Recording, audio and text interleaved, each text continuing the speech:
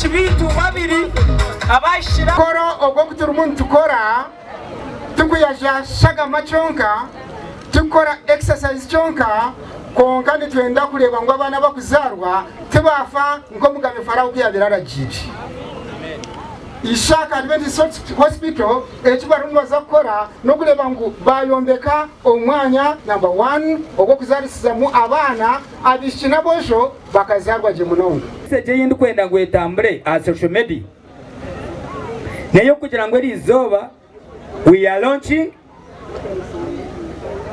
launching a fundraising drive for construction of the maternity ward at Ishaka Adventist Hospital. Nicho chatureta taro chindi. We would be sleeping, we would be in church, some of us. You would also be doing your own business.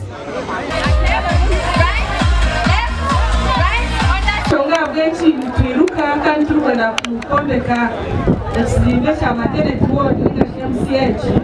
Turakuba kiriho ward y'abana, kiriho ward y'abakyala, kiriho na emergency kandi kiriho na operation theater.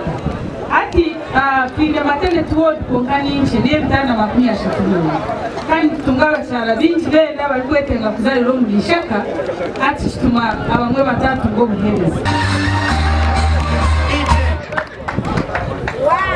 Omugaro